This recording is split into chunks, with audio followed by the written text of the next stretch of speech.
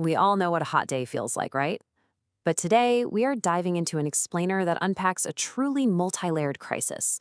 We're talking about India's unprecedented, intense, and surprisingly early heat wave. And look, this goes way beyond just feeling a little too warm and needing to turn on a fan. This is a massive story about human biology, infrastructure pushed to the absolute brink, a really surprising plot twist in agriculture, and, well, ultimately our long-term survival strategies.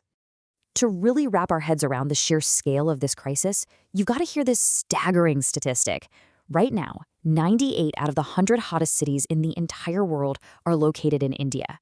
I mean, when I first read that, I was genuinely shocked.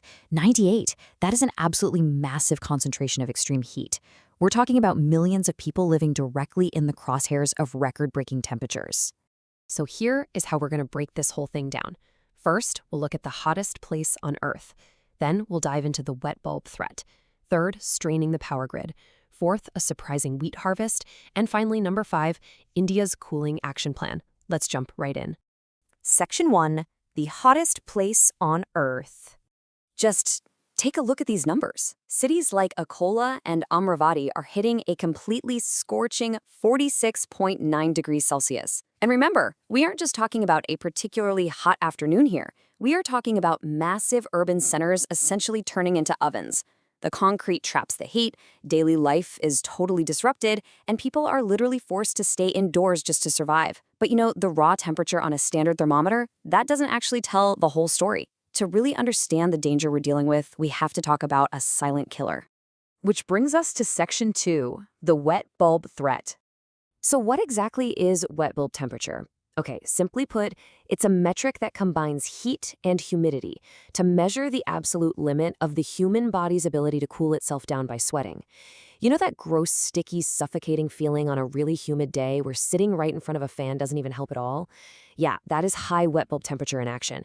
It's a far more accurate indicator of danger because it directly measures how the moisture in the air is literally stopping your body's natural cooling system from working properly. The real physiological danger comes down to one simple difference. In a dry heat, your sweat evaporates freely into the air, right? That allows your body to cope and naturally cool down. But in humid heat, the atmosphere is already completely saturated with moisture. It's full. So your sweat cannot evaporate. And when that happens, your core temperature can spike to fatal levels. This makes humid heat drastically more dangerous than dry heat, even if the absolute temperature on the thermometer is technically lower. And look at how rapidly the human body fails as that wet bulb temperature rises. At just 28 to 30 degrees Celsius, prolonged outdoor exposure becomes seriously dangerous. Just a tiny bit higher, at 31 to 33 degrees, and the risk of heat exhaustion and heat stroke spikes incredibly sharply. Then we hit step 3, the ultimate danger zone. A sustained wet bulb reading of just 35 degrees is considered almost certainly fatal. And that's even for a perfectly healthy adult resting in the shade with plenty of drinking water. The body simply cannot shed the heat fast enough. And as we all desperately try to stay cool, well, we're pushing our infrastructure to the absolute brink. Section 3, straining the power grid. Driven by millions of people just trying to survive the heat, India's power grid is under immense pressure. Peak power demand recently hit an all-time high of 256 gigawatts, totally eclipsing the previous record of 250.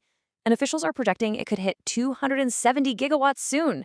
But what caught planners completely off guard wasn't just the massive amount of power being drawn, it was the timing. This surge arrived weeks earlier than the typical summer peak, entirely driven by this early extreme heat wave. Now, solar power is actually doing a great job relieving pressure during the daytime when the sun is blasting and everyone has their ACs on. But planners are facing a massive structural challenge here.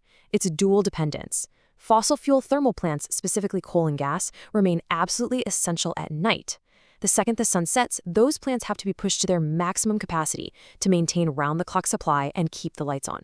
Now, with the grid and human health under such intense siege, you'd probably expect total agricultural failure, right?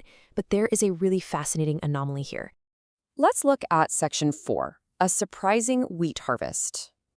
Given all this intense weather stress, a total crop failure seems like a sure thing. Yet, the Ministry of Agriculture officially described the 2025 to 2026 wheat production scenario as mixed but resilient. Despite the totally punishing heat, the wheat crop is actually surviving. So how exactly is it surviving? proactive adaptation. It's a real game changer. Because farmers got out there and utilized early sowing, the crop managed to escape the worst terminal heat during the critical grain filling stage. On top of that, there were no major pests or diseases reported.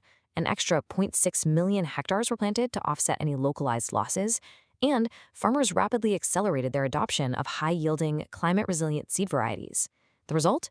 Really robust procurement levels in states like Haryana and Madhya Pradesh. It completely proves that adaptive measures absolutely work. But adapting our agriculture is just one piece of a much larger national puzzle. Section 5, India's Cooling Action Plan. To manage these converging crises of human health, grid strain, and agricultural adaptation, the government brought in the India Cooling Action Plan. Basically, this is a comprehensive 20-year roadmap designed to balance the country's massive growing need for cooling with energy efficiency and a super necessary transition toward more environmentally friendly refrigerants. The sheer scale of the future we are looking at here is honestly mind-boggling. Just take a look at these 2038 projections. Aggregated nationwide cooling demand is expected to grow by 8 times. And building cooling demand alone? That's projected to grow a staggering 11 times. 11. This demands a massive systemic shift toward energy-efficient appliances, smarter passive building designs, and totally revamped infrastructure. If we don't adapt, these energy requirements are simply going to overwhelm the grid completely. Which leaves us with one incredibly provocative question to ponder. As this extreme heat rewires literally every single facet of our society, from our power grids to our food supply, all the way down to the physiological limits of our own bodies, are we actually building long-term resilience? Or are we just surviving the present? How we choose to act on this will define our future. Stay cool out there, stay informed, and I'll catch you in the next explainer.